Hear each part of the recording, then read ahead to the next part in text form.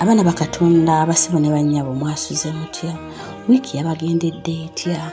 Weewaawo tusaanye okwebaza oyo akyatukuumye nga tuli balamu. Abalwadde, abafiiriddwa, n'oyo yenna alina kyayitamu togwa mu maanyi, kubanga oyo afaayo nnyo gy'oli gwe bw'omwesiga. Katonda waffe mu mazima takyuka. Ka bulijjo zino zissaawa mituuliriza omulimu gw'enjiri nga bwe gukolebwa eyo gye tutatuuka, naddala okuyita mu birabo bye tuwaayo, naddala ng'ekirabo ekya Ssabbiiti ey'Okumin'esatu. Era mukwano gwampuliriza tosobwanga okuwangayo ekirabo ekya 13th Sabbath. Omulimu gugenda kuva mu ggwanga lya Chile. Era Ssabbiiti yaffe eno nga 18 omulimu guliko omutwe ogugamba Katonda yampitira ku mutimbagano. N'agenda okugunyumya ayitibwa omuvubuka omuto Samwiri. Omuvubuka Samwiri atandika n'okunyumya emboozi ye lwaki yali yagwanga ebibuuzo. Kuvanga ajoyininga yunivasite yafuna okwemulugunya. Kyokka agamba nti ate bwe yali nga mu secondary yali munaga asaza busazi. Naye yeewuunya nnyo olusomo olwasooka ku yunivasite, mazima yalemwa byamukuba nnyo. Olunya olusooka we lwaggwako ne bagenda mu lusomo olwokubiri, agamba era tebyamwanguyira. Aba akyali mu kwemulugunya yafunayo obubaka. Waliwo yamusindikira obubaka nga n'obubaka buno yabufunira ku mukutu mukwanira wala. Obubaka bwali bugamba nti Samwiri lwaki togenda n'osoma obutheology obusumba. Ono nno yali omu ku booluganda be. Weewaawo agamba nti kale obubaka buno yabufunira kyali kiseera kya kuyozaayoza abasumba, okubayozaayoza bambi olw'omulimu gye bakola mu ggwanga lyabwe erya Chile. N'ekirala agamba nti bannange ekyasinga okumwewuunya, owoolugondo ono yali tamanyi kiki kyayitamu, nti ebigezo biri eno gye bimukola. Era bw'atyo naye Samwiri kwe kuddamu owooluganda lwe n'amubuuza nti halo, oliyo otya eyo? Owooluganda yaddamu n'amugamba ndi bulungi, naye soma obusiyologi. Kino ekigambo eky'okusoma obusiyologi agamba Samwiri nti oyo si ye yali asoose owooluganda. Bangi abaali bamugamba nti lwaki tosoma obusiyologi. Newankubadde owooluganda yamugamba ebigambo ebyo, Samwiri yagamba seetaaga kusoma busiyologi, nze seetaaga kusoma busumba. Mbeere nga nkyalira bammemba b'ekkanisa n'okubabuulira nedda. Yeegamba muli munda. Naye ng'asiriikiridde alowooza ku bubaka owooluganda we yali amugambye, yatandika okweddamu empolampola mu mutima gwe. Kale Mukama bw'aba yampise nnyinza okusoma obusiyologi obusumba nga Mukama yampise. Naye newankubadde yali atandise okusalawo mu mutima gwe, yali yeetaaga okusaba. Era kye yakolanga buli lwe yatunulanga ku ggulu yabuuzanga Mukama yeggwe ddala ompita.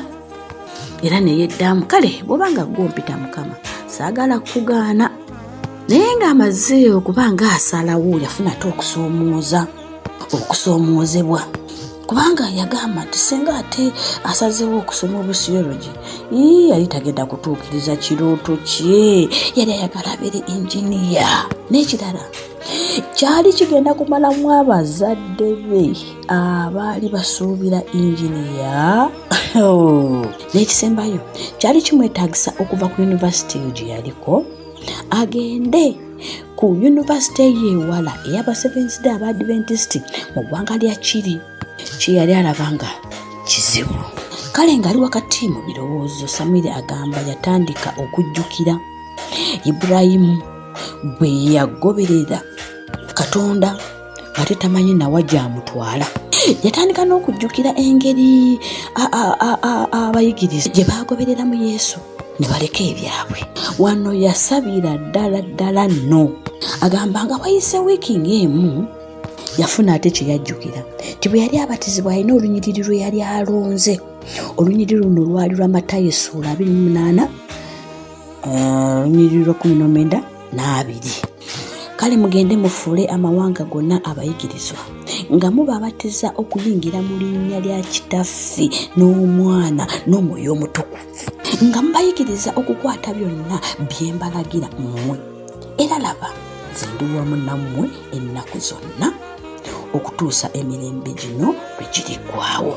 Bino yabijjukira nga ye mwennyini yeerondera olunyiriri olwo.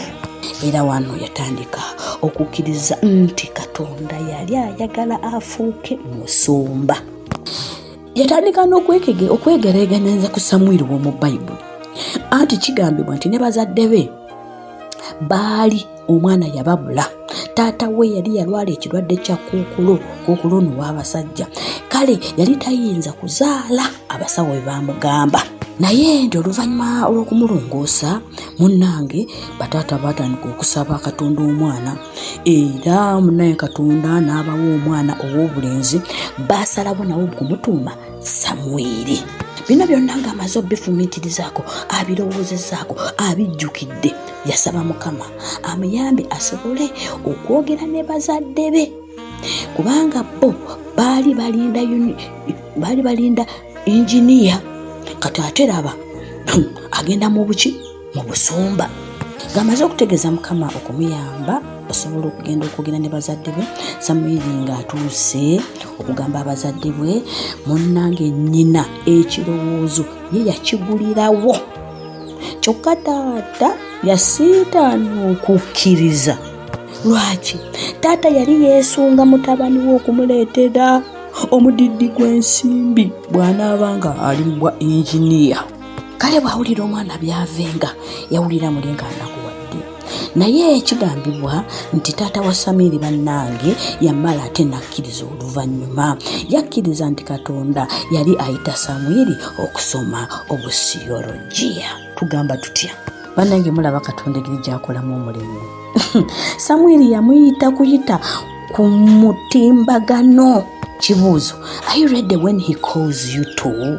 Samwiri agamba maama we ne taata we bakkiriza bambi yegatte ku yunivasite eri ey'aba Seventh Day Adventist. Ate n'ekirungi bwe bagenda okusaba ekifo, munnange yunivasite neemuwa ekifo ekyokusoma obusiyologiya. Bwe nkugambira ebigambo bino, Samwiri aweza emyaka 21 era asoma okufuuka omusumba. Tugambe tutya? Koolingi. Bannange koolingi tolina w'ogyewalira. Agamba kino kimusanyusa nnyo owooluganda we bannange eyamukunganga buli kaseera okusoma obusiyologiya. Era olw'essanyu ennyingi Samwiri lyalina, agamba mpulira nsiima nnyo Katonda olw'okumpita. Era agamba mwetegefu okugoberera yonna Katonda gy'anaamutuma, Katonda gy'anaamugamba genda. Omuvubuka Samwiri munnange yeegatta ku yunivasite yaffe eri eya Seventh Day Adventist, era ye abeerera ddala ku ssomero eryo erisangibwa mu kibuga kya Kiri ekiyitibwa Kiriyani. Wano waleeta okusaba kwe gy'oli gwe wenna ampuliriza. Kibambi buli sabbiiti beerako ky'oteekamu awo ku baasaayo awali 13th Sabbath oba ekirabo kya sabbiiti ey'okuminnesatu. Kubanga bw'onooteekamu ku luno kigenda kusobozesa abayizi abalala okusobola okwegatta ku bisulo bya yunivasite. Ekirabo ky'onoowaayo kigenda kuyamba okugaziya ku bisulo, basobole okuwa omukisa abayizi bambi abava ewala okusulanga ku yunivasite. Balina bangi abatali ba Adventist kyokka nga bali ku yunivasite. Kale balowooza nti singa bateekawo ebisulo ebyo, naddala bano ate abaagala okusoma obusiyologi balina tageti. Singa abaana abo basoma ne bamalako, baagala babafuula abaweereza mu kkanisa n'okugenda mu masomero gaffe. Mugamba muti Samwiri ekisulo kyasulamu kyekimu ku ebyo bigenda okugaziyizibwa mu ssanyu eringi lyalina. Tibatulindiridde nnyo ekirabo kye tugenda okuwaayo. Be blessed. Happy Sabbath.